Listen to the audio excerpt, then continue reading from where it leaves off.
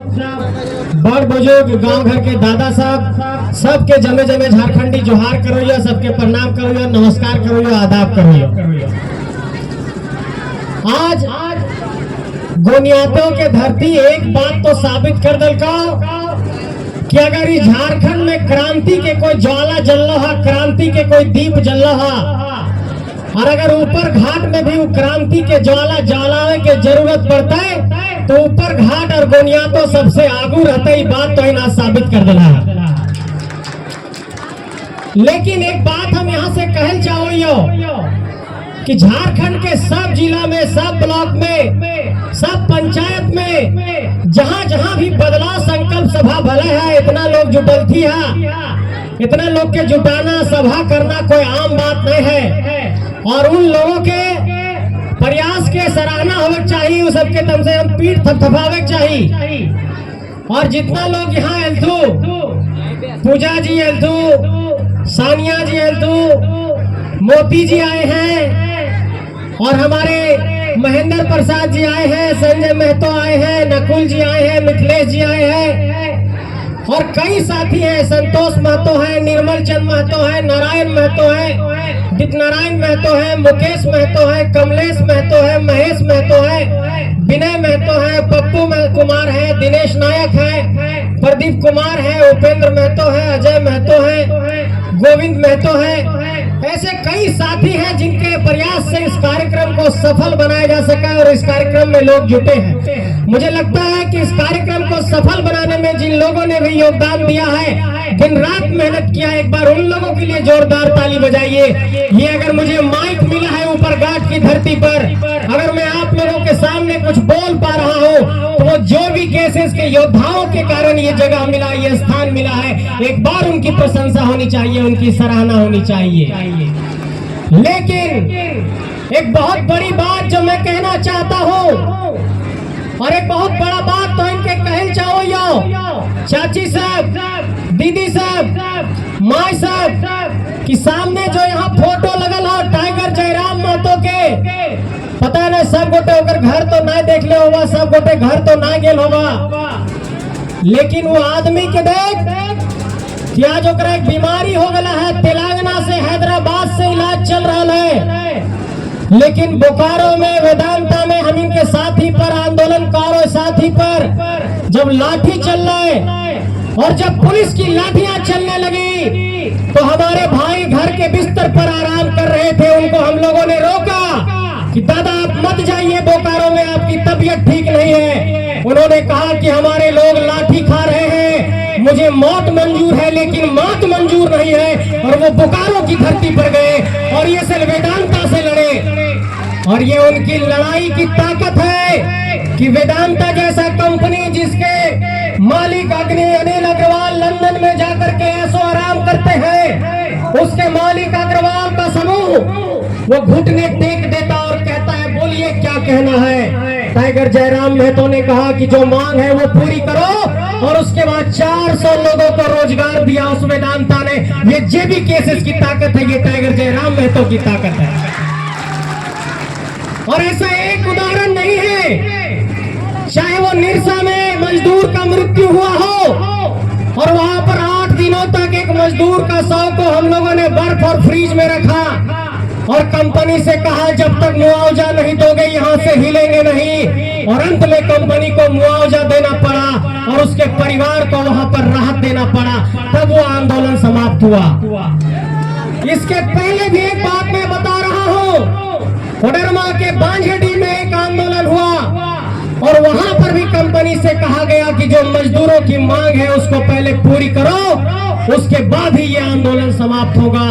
और चाहे धनबाद के इलाके में, चाहे बोकारो के इलाके में, चाहे हजारीबाग के इलाके में, चाहे चतरा के इलाके में, सभी इलाके में लगातार आंदोलन हो रहा है। और लोग पूछते हैं कि ये जेबी केसेस क्या करता है, ये जेबी केसेस के आंदोलन में इतनी ताकत कहां से आ गई है, ये कंपनी वाले लोग इतना डरते क्यों हैं। मैं ये कहना चाहता हूं कि किसी भी लड़ाई को हौसले की बुनियाद पर लड़ा जाता है, जज्बे की बुनियाद पर लड़ा जाता है।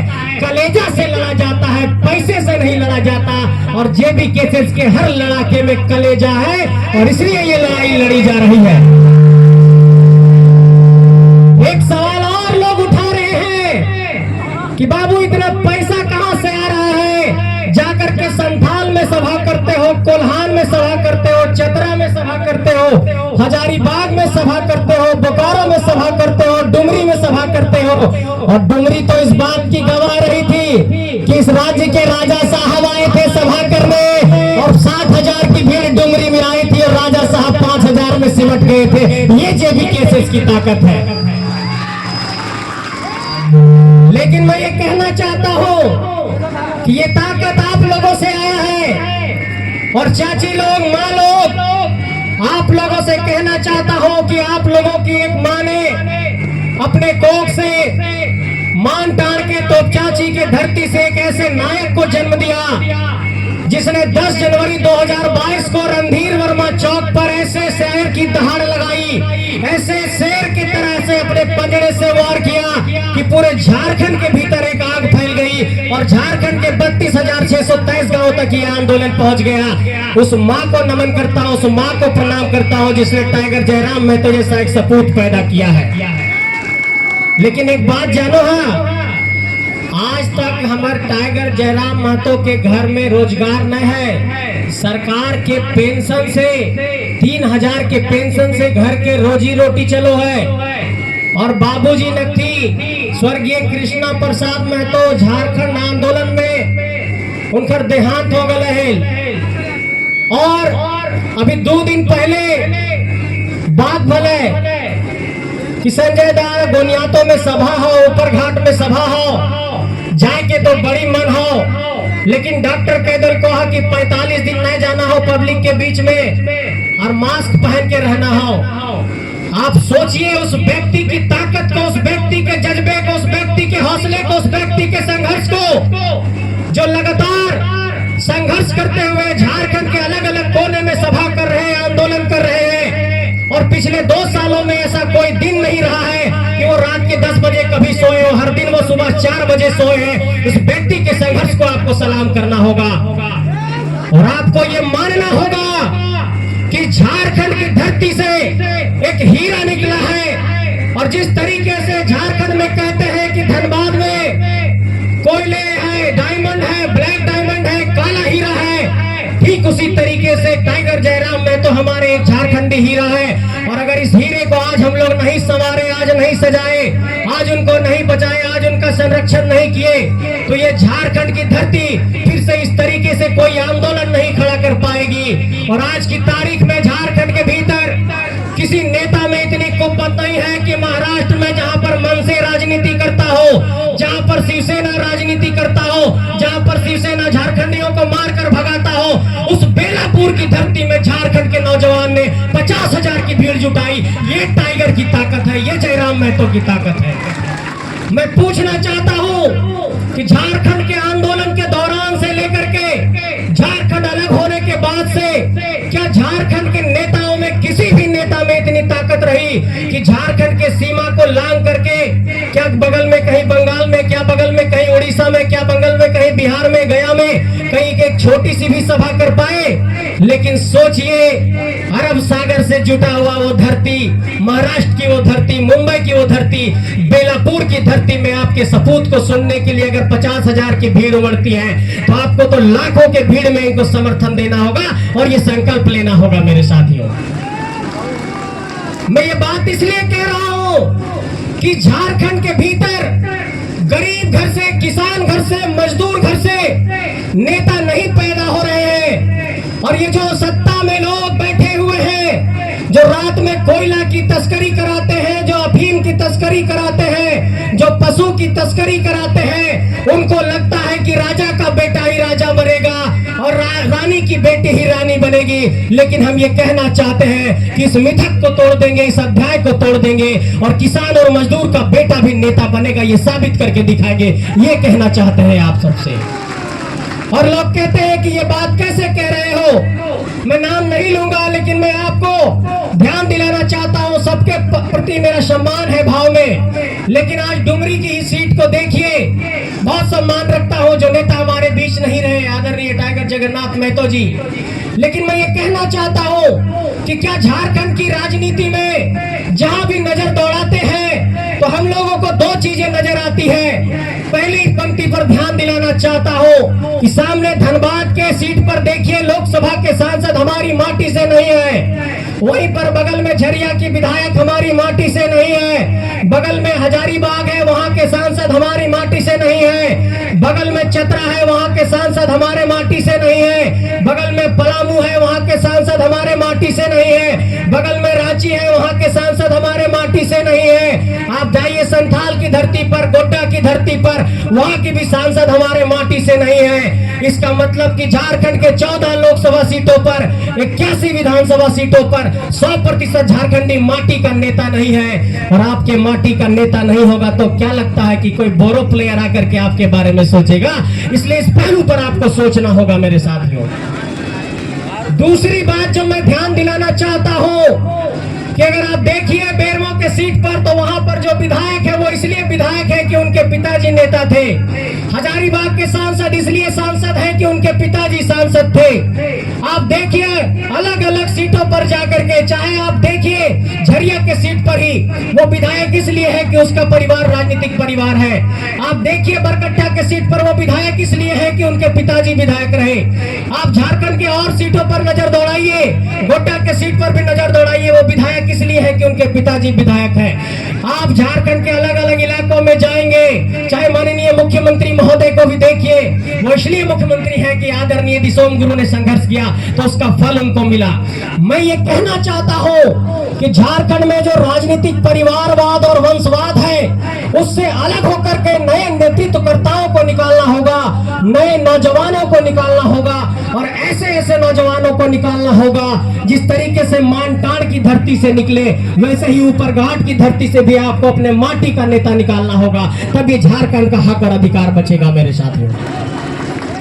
मैं बात इसलिए कह रहा हूं कि अगर 23 सालों के बाद भी आपके घर से अपना माटी का नेता नहीं रहेगा, आपके लोग संसद में जाकर के नहीं दहाड़ेंगे, आपके लोग जाकर के विधानसभा में नहीं दहाड़ेंगे, तो आप ये समझ लीजिए कि जो हम लोग नौकरी की बात कर रहे हैं, नियोजन की बात कर रहे हैं, स्थानीयता की बात कर रहे हैं, ये हक और अधिकार अधूरा रहेगा। लेकिन एक बात लोग कहते हैं कि बाबू कई सीटों पर तो स्थानीय लोग जीत करके आए हैं, उनका क्या करोगे, उनके बारे में क्या राय है? मैं ये कहना चाहता हूं कि अगर झारखंडी माटी से कोई जीत करके विधायक और सांसद बना तो एक शब्द बार बार दोहराता हूं कि उसके भीतर झारखंडियत होना चाहिए, झारखंडी भावना होना चाहिए। और जब तक झारखंडियत नहीं होगा, झारखंडी भावना नहीं होगा तो उसके जीतने का जो असली फायदा है स्थानीय लोगों को नहीं मिल पाएगा। और यही झारखंड में हो रहा है कि यहाँ जिन लोगों को हम लोगों ने नेता, मंत्री, विधायक, सांसद बनाया वो या तो कॉर्पोरेट लोगों के हाथ में चले गए, या तो वो बिक गए, या तो वो कोयले की तस्करी में लिप्त हो गए और या तो वो झारखंड को बेचने में लग गए। इसलिए मैं ये कहना चाहता हूं कि आप लोगों को इस बात पर चिंतन करना होगा, इस बात पर सोचना होगा कि झारखंड की माटी से झारखंड का नेता कैसे निकलेगा। कई लोग कहते हैं कि अरे ये जेबी केसेस वाले लोग 2 साल से बार बार झारखंडी कर रहे हैं और कहते हैं कि ये बाहरी और भीतरी की बात करते हैं। लेकिन मैं ये कहना चाहता हूं कि ये बाहरी और भीतरी की बात नहीं है, ये नौजवानों, ये एक नए इनकलाब की बात है और ये नए इनकलाब की आवाज है। और इसलिए बार बार टाइगर जयराम महतो भी कहते हैं कि झारखंड की गलियों से एक आवाज आया है, उठो नौजवानों, इनकलाब आया है। और ये एक नए इनकलाब की आवाज है, आपको उठना होगा, जागना होगा।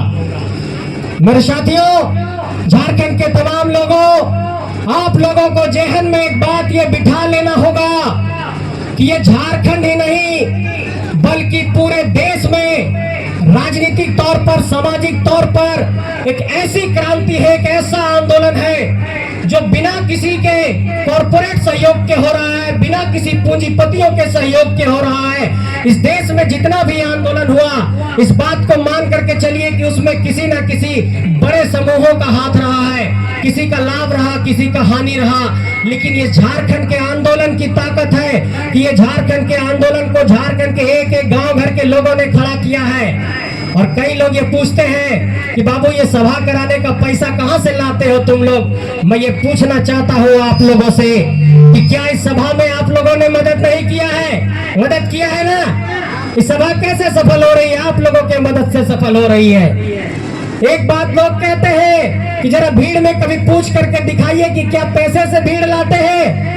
आप लोगों से पूछना चाहता हूं कि क्या किसी को 1 रुपये का कोई सिक्का दिया गया? जरा हाथ उठा करके मीडिया को दिखाइए। मीडिया के साथियों देखिए, क्या किसी को 1 रुपया मिला है?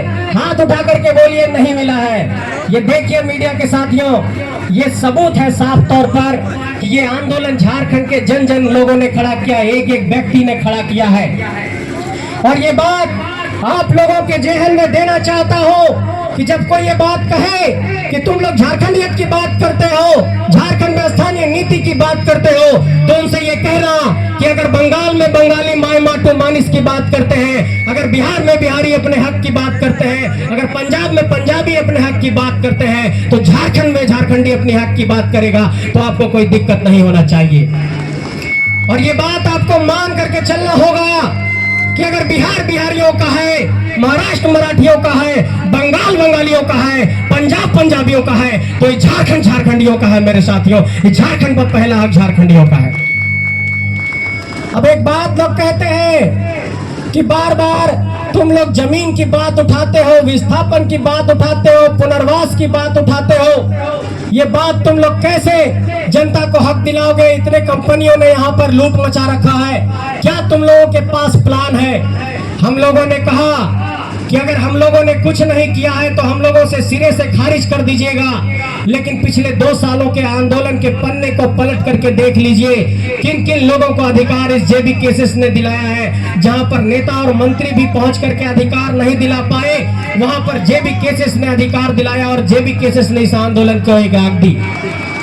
एक बात और आप सबके जेहन में जोड़ना चाहता हूं कि जब भी कोई ये कहे कि बाबू तुम लोग 1932 की बात करते हो, 1932 का खतियान कैसे लागू करोगे? क्या नीति है तुम लोगों के पास? क्या योजना है?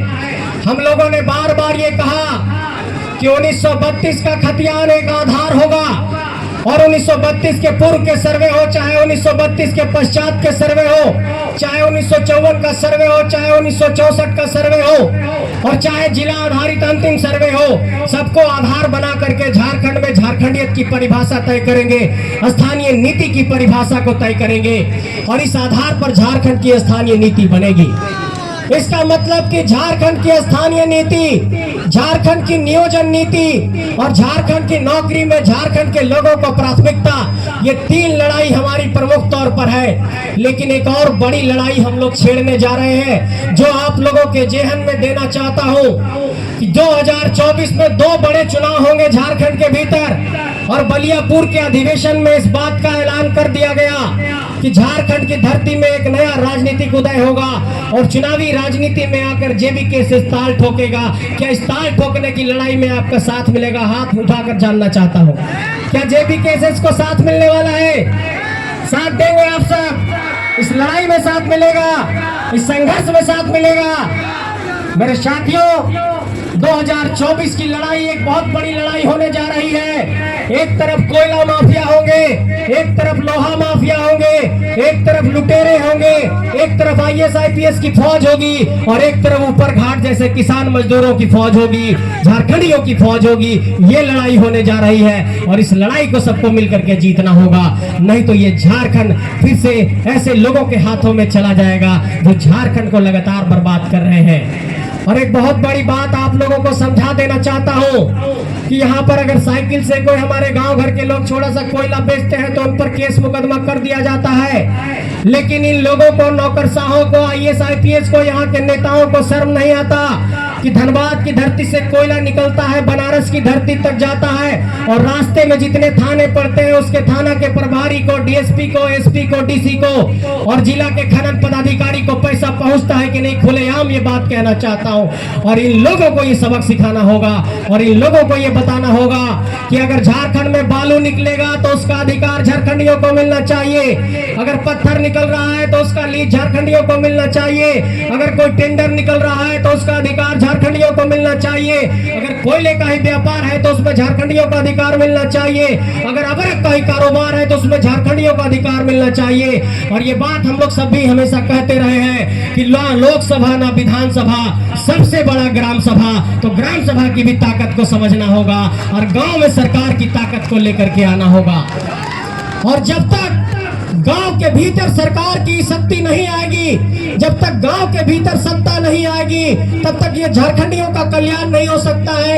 आप एक ट्रैक्टर में छोटा सा बालू बेचने जाते हैं तो आपको सीओ पकड़ लेता है, थानेदार पकड़ लेता है, लेकिन यहाँ हजारों करोड़ की कोयला की तस्करी होती है, वहां पर हजारों करोड़ लोग टेबल के नीचे पहुंचा देते हैं, तो उसमें उन लोगों को कुछ नहीं होता है। और ये जो जितने तस्कर हैं, जो जितने माफिया हैं, ये झारखंड के माटी के लोग नहीं है, ये दूसरे राज्यों से आकर के हमारे राज्य को लूट रहे हैं। इसलिए आपको ये समझना होगा कि आपके लोग ना शासन व्यवस्था में है, आपके लोग ना कानून व्यवस्था में है, आपके लोग ना जज है, आपके लोग ना अफसर है, आपके लोग जो भी नेता मंत्री बने वो भी लूटखंड के भागीदार बन गए।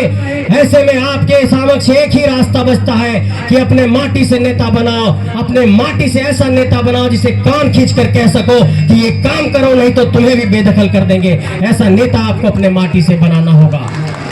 और ये बात आप लोगों के जहन में अंत में डाल देना चाहता हूं कि ये झारखंड की लड़ाई पूरे देश के लोग देख रहे हैं, लेकिन ये झारखंडियों का दुर्भाग्य है कि हमारे आंदोलन को राष्ट्रीय मीडिया नहीं दिखाता है, क्योंकि वो राष्ट्रीय मीडिया में जो लोग बैठे हुए हैं और यहाँ पर जो कोयला के माफिया बैठे हुए हैं, उन दोनों में भी सांठगांठ चलता रहता है। इसलिए अगर बिहार में रेल रोकते हैं तो राष्ट्रीय स्तर पर चर्चा होती है, मणिपुर में कुछ होता है तो राष्ट्रीय स्तर पर चर्चा होती है, बंगाल में कुछ होता है तो राष्ट्रीय स्तर पर चर्चा होती है, लेकिन झारखंड में लाखों लाखों का जनसैलाब उमड़ता है, यहाँ पर आम आवाम आकर के आंदोलन करती है, लेकिन हमारे आंदोलन को राष्ट्रीय मीडिया नहीं दिखाता, क्योंकि राष्ट्रीय मीडिया ये जानता है कि जिस दिन इस आंदोलन को राष्ट्रीय स्तर का आंदोलन बना देंगे, जिस दिन इस आंदोलन को राष्ट्रीय मीडिया में दिखा देंगे, यहाँ पर कोयला माफियाओं की चूल्हे हिलने लगेगी। और इसी डर से झारखंड के इस आंदोलन को राष्ट्रीय आंदोलन नहीं बनने दिया जा रहा है। इसका मतलब कि हमारे लोग ना मीडिया में है, ना शासन व्यवस्था में है, ना पुलिस व्यवस्था में है, हमारे लोग बीडीओ सीओ डीएसपी भी कम है,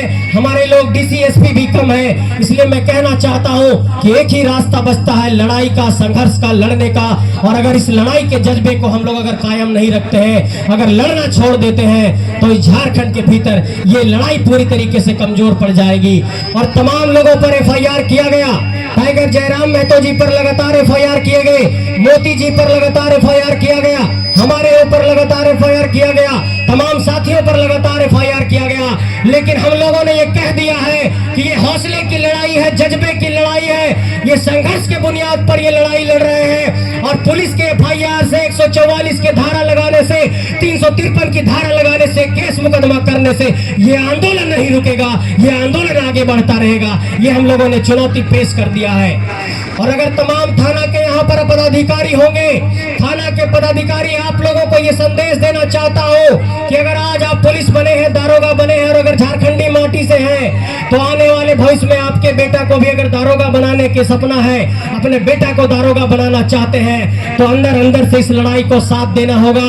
और तमाम प्रशासन के लोगों को मीडिया के माध्यम से ये संदेश देना चाहता हूँ कि जितने झारखंडी माटी के अफसर है, पुलिस है, पदाधिकारी है, सब इस आंदोलन को समर्थन दीजिए। और एक बहुत आश्चर्यजनक बात बता रहा हूँ कि इस आंदोलन में ऐसे ऐसे लोगों का साथ मिल रहा है, जो लोग अभी राजनीतिक सत्ता में है, वो लोग भी हम लोगों से आकर के कहते हैं, बाबू तोहनी के तो बड़ी बढ़िया आंदोलन हो, साथ तो दबो, लेकिन आगू में न वो, नहीं तो हमनी भी नाम चलिए तो केस मुकदमा में। इसका मतलब कि अंदर अंदर करंट दौड़ चुका है और ये करंट अब झारखंड को बदल कर रख देगा, ये करंट अब झारखंड में एक नया इतिहास लाएगा, ये करंट अब झारखंड की राजनीति को बदल कर रख देगा।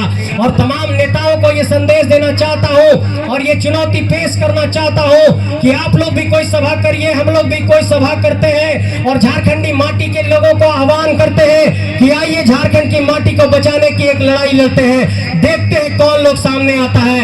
एक तरफ होंगे प्रश्न पत्र लीक करने वाले, एक तरफ होंगे जो लोग जेटेट की परीक्षा नहीं करा रहे हैं, एक तरफ वो लोग होंगे जो परीक्षाओं में सेटिंग गेटिंग करा रहे हैं, एक तरफ वो लोग होंगे जो भ्रष्टाचार कर रहे हैं, एक तरफ वो लोग होंगे जो 70 लाख का क्रिकेट खेलते हैं, और एक तरफ वो लोग होगा जो हल का जुआठ लेकर के खेत में खेती कर रहा है, जो ट्रैक्टर पर पुआल लोद रहा है, जो यहाँ पर खेतों में किसानी कर रहा है। ये दो लोगों के बीच की लड़ाई है। सीधे तौर पर यही समझिए कि एक तरफ बड़े नेताओं की फौज, एक तरफ झारखंड के नौजवानों की फौज है, और इस फौज को आप लोगों का साथ चाहिए, इस फौज को आप लोगों का समर्थन चाहिए। आइए मिलकर झारखंड को बचाते हैं, झारखंड की इस लड़ाई को आगे बढ़ाते हैं। और जो बार बार ये बात कही जा रही है कि इस इंकलाब को आगे बढ़ाते हैं, नौजवानों से उठने का आह्वान करते हैं। चाची दीदी साहब तोहनी से भी ये आह्वान करो यो कि जे तवा पर रोटी बेलो हा, जे हम इन धान उसो हा, जे घर में हम इन चावल बनो हा, भात बनो हा, वो हमनी के खेत से आओ है, और हमनी के खेत पर जाकर के कोयला के खदान, अबरक के खदान, लोहा के खदान ये सब लगा दवल जाए। और एक बहुत बड़ी बात आपको बता रहा हूँ कि 26,000 करोड़ रुपया और 135 करोड़ रुपया झारखंड में इसलिए सेंट्रल गवर्नमेंट भेजा कि यहाँ के आदिवासियों का कल्याण करिए। लेकिन यहाँ के आदिवासियों का कल्याण नहीं करने के बजाय सरकार ने उस पैसा को दे दिया सीसीएल को, दे दिया एमसीएल को कि जा करके खोद करके पता करिए कि और कहां पर कोयला निकल सकता है। जो पैसा देना था आदिवासियों को, उससे और जमीन खोदने में ये लोग पैसा लगाने लगे। इसलिए झारखंड का 4 बहुत बड़ा मसला है। बता रहा हूं लास्ट में, अंतिम में, स्थानीय नीति की लड़ाई जेहन में डाल लीजिए, नियोजन नीति की लड़ाई जेहन में डाल लीजिए, और झारखंड की नौकरी में झारखंडियों को प्राथमिकता, मतलब 90% नौकरी 3rd और 4th ग्रेड की झारखंड के लोगों को मिले। और एक बहुत बड़ी बात, बिहार में 75% का आरक्षण लागू हुआ, लेकिन झारखंड में भी 73% का आरक्षण लागू करने की बात कही गई। झारखंड में भी कहा गया कि ओबीसी का आरक्षण 27% होना चाहिए, वो नहीं हुआ। और आदिवासी समाज के भी लोग बहुत मांग कर रहे हैं। मुझे लगता है ऊपर घाट में यहाँ पर भी आदिवासी समाज के लोग होंगे। एक बहुत बड़ी मांग उनकी भी है। 17 करोड़ आदिवासी इस देश में है। 17 करोड़ आदिवासियों ने एक स्वर में कहा है, और रांची के मोरहाबादी में भी इस बात का आंदोलन हुआ कि इस देश में अगर सभी धर्मों का अपना धर्म कोड है तो आदिवासियों को भी सरना धर्म कोड मिलना चाहिए। और सरना धर्म कोड की ये लड़ाई आदिवासियों की लड़ाई है। इस लड़ाई के साथ हम लोग भी साथ रहेंगे। इसलिए ये कहना चाहता हूं कि चाहे वो एसटी हो, चाहे ओबीसी हो, चाहे दलित हो, चाहे एससी हो, चाहे अल्पसंख्यक हो, चाहे अकलियत समाज के लोग हो, और तमाम लोग इस संगठन के साथ जुड़ रहे हैं। कई लोग ये कह रहे थे कि आप लोगों के पास चेहरा नहीं है। सामने देखिए, सानिया परवीन है, हमारे महासचिव फरजान खान है, हमारे मोती जी हैं, मैं आपके समक्ष खड़ा हूं, हमारे सामने महेंद्र जी हैं, और तमाम ऐसे साथी हैं जो लगातार संगठन में जुड़ रहे हैं। और ये बात आपको कहना चाहता हूं कि इस संगठन के भीतर सभी जातियों का, सभी वर्गों का, सभी समुदायों का एक तरीके से एक माला बना है और एक घर बना है। ये जेबी केसेस कोई दल नहीं, ये संगठन नहीं, ये एक परिवार है, और ये परिवार मिलकर झारखंड को बचाने की लड़ाई लड़ेगा। ये परिवार मिलकर के झारखंड को बचाने के लिए रास्ते पर संघर्ष करेगा। आइए हम सब मिलकर झारखंड को बचाने का संघर्ष करते हैं, कदम ताल करते हैं। आप सबको बहुत बहुत आभार, बहुत बहुत शुक्रिया। झारखंडी जोहार, जय जोहार। क्या साथ मिल रहा है? एक बार जोर से बोलिए, जय झारखंड, जय झारखंड। इनकलाब जिंदाबाद, इनकलाब जिंदाबाद। भैया पीछे वाले आप लोग साथ नहीं है क्या? जोर से बोलिए, इनकलाब जिंदाबाद। चले बिरसा मुंडा की इस धरती को, शेख भिखारी की इस धरती को, सिद्धू कानू की इस धरती को, नीलांबर पीतांबर की इस धरती को, विनोद बाबू के इस धरती को, शिबू सोरेन की इस धरती को मिलकर के बचाएंगे। और किसी भी मोर्चे पर जहां पर भी जाना होगा, जिससे भी लड़ना होगा, जहां भी टकराना होगा, लाठी और गोली खाना होगा, ये जेबी केसेस के योद्धा तैयार रहेंगे और लड़ने के लिए तैयार रहेंगे। लेकिन झारखंड के स्वाभिमान से समझौता नहीं होने देंगे, ये भरोसा आपको दिला रहे हैं। इस लड़ाई से पीछे नहीं हटेंगे, ये भरोसा आपको दिला रहे हैं। आप सबको बहुत बहुत आभार, बहुत बहुत जोहार। जय झारखंड।